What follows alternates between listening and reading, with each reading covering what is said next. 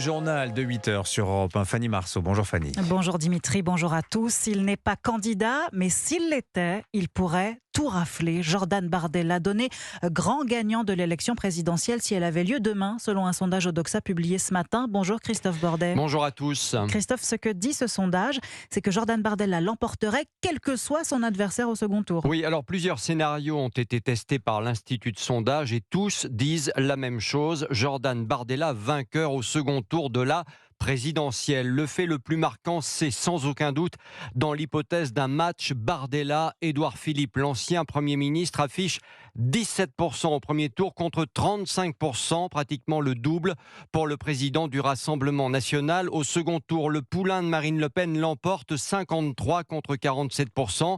Il faut le noter, c'est exactement l'inverse qui avait été prédit lors du même sondage en avril dernier. Preuve sans doute qu'il y a un changement de paradigme et que le vote de colère se transforme petit à petit en vote d'adhésion au candidat du RN. Autre hypothèse, face à Gabriel Attal, là encore le leader du RN l'emporte. En fait, le bloc central s'écroule face à lui. Face au socialiste Raphaël Glucksmann, Bardella affiche 58% d'intention de vote. Enfin, Jean-Luc Mélenchon est pour sa part littéralement écrasé. 26% seulement contre 74% pour Bardella.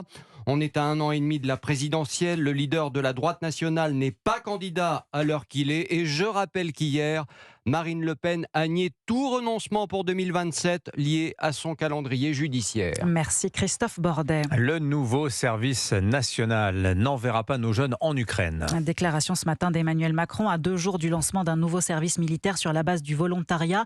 Le chef de l'État qui, dans une longue interview sur une radio concurrente, appelle à ne pas se montrer faible face à la menace russe. La Russie qui a fait pleuvoir des missiles sur Kiev cette nuit, au moins 6 morts dans la capitale ukrainienne. Côté russe, 249 drones ukrainiens ont été interceptés. Emmanuel Macron qui évoque également le budget 2026 ce matin. J'ai bon espoir, dit-il, que les forces parlementaires trouvent un compromis.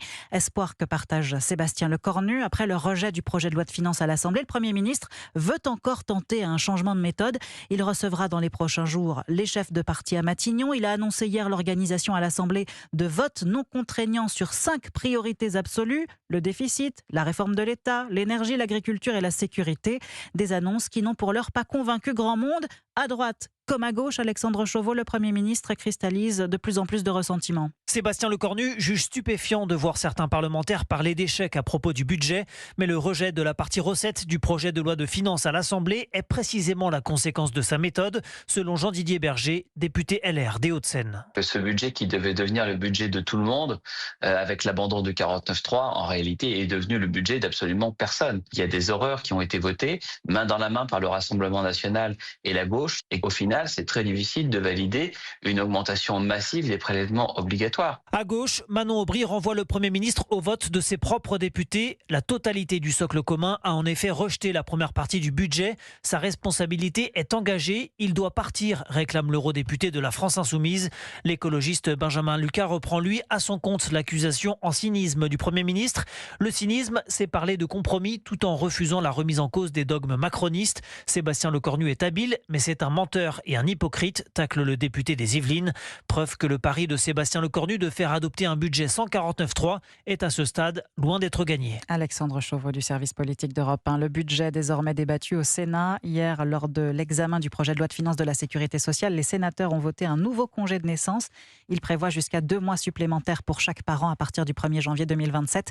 L'indemnisation pourrait, selon le gouvernement, atteindre 70% du salaire net le premier mois, 60% le second. Vous écoutez Europe 1 matin, il est 8h05. L'audiovisuel public sur le grill de la commission d'enquête qui s'ouvre aujourd'hui à l'Assemblée nationale. Gestion, contenu éditorial, finances, les députés vont tout passer au crible.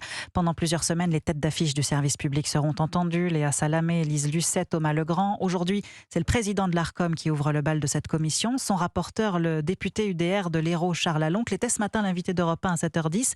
Il attend des réponses sur, je cite, un certain nombre d'entorses au principe de pluralisme, d'indépendance et de neutralité. Écoutez. Je pense à l'affaire Patrick Cohen et Thomas Legrand, qui est loin d'être un cas isolé, parce qu'il y a eu d'autres affaires, d'autres entorses à ces principes sur les dernières semaines, malheureusement. On a, par exemple, sur le plateau de France 5, il y a quelques jours, fait une comparaison odieuse entre Jordan Bardella et Adolf Hitler. On a entendu des dirigeants de l'audiovisuel public, comme par exemple Madame Adèle Vendrette, directrice de France Inter, nous expliquait que France Inter devait être une radio résolument progressiste, qui est une rupture fondamentale avec cet objectif de neutralité et de pluralisme. Et en plus de ça, on ajoute une gestion financière catastrophique qui fait peser un risque de faillite pour certains groupes. Le salaire moyen de France Télévisions, qui est à 72 000 €, soit dans les 9% des Français les mieux rémunérés.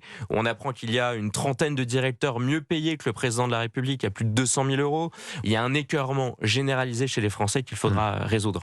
Charles Aloncle, l'invité d'Europe 1 matin à 7h10. Interview complète à retrouver sur le site et l'appli Europe 1. Le narcotrafiquant Wade Ben Faiza a bien dormi dans sa cellule à Vendin-le-Vieil, comme prévu. Revenu en prison un peu à la hâte vers 21h, agitant les bras pour qu'on lui ouvre après une journée de liberté. La justice l'avait autorisé à sortir pour passer un entretien d'embauche à Vaux-en-Velin, près de Lyon, dans une entreprise spécialisée en flexibles et composants hydrauliques. Poste payé au SMIC, loin de sa fortune criminelle, mais qui permettrait, selon le Figaro, de rembourser 143 000 € d'amende à raison de 50 € par mois. Et pas de quoi convaincre pour autant le parquet qui s'était opposé à sa sortie, ni d'ailleurs les surveillants pénitentiaires qui sont toujours en colère. Reportage à Vendin-le-Vieil du correspondant d'Europe 1, Maximilien Carlier. On nous dit qu'il faut installer un système super sécuritaire et de l'autre côté, on peut sortir d'un claquement de doigts. La stupéfaction de David Lacroix, délégué syndical Force ouvrière pénitentiaire à Vendin-le-Vieil, qui réagit après la permission de sortie accordée à un narcotrafiquant. C'est la toute-puissance des juges et je pense que c'est aussi une sorte de message subliminal que veut envoyer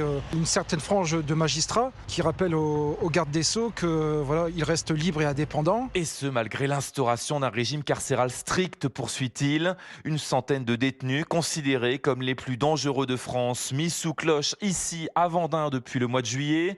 Cette autorisation de quitter la prison est un non-sens pour ce représentant syndical UFAP UNSA Justice. C'est incompréhensible. On a créé les quartiers de lutte contre la criminalité organisée pour les couper de tout lien extérieur. On a mis une sécurité ultra renforcée à l'intérieur. Et là, on se rend compte que 4 mois plus tard, le détenu sort tout seul par la porte d'entrée. Notre crainte, ajoute-t-il, c'est que cette permission de sortie fasse appel d'air et que cela se renouvelle pour d'autres détenus.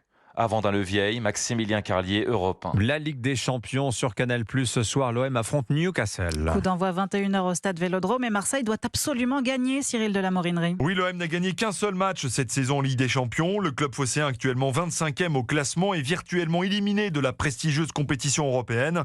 Pour espérer se qualifier pour les barrages, Marseille a tout intérêt à battre ce soir Newcastle. Le milieu anglais de l'OM, Angel Gomez, promet de tout donner. Nous jouons chaque match comme une finale. Je pense que cette rencontre sera difficile. On a besoin de points. Nous restons optimistes. Attention, car l'OM affronte une équipe anglaise en forme. Newcastle a gagné 3 matchs sur les 4 disputés en Ligue des Champions cette saison. Mais surtout, le week-end dernier en championnat, le club du nord de l'Angleterre a battu Manchester City 2-1.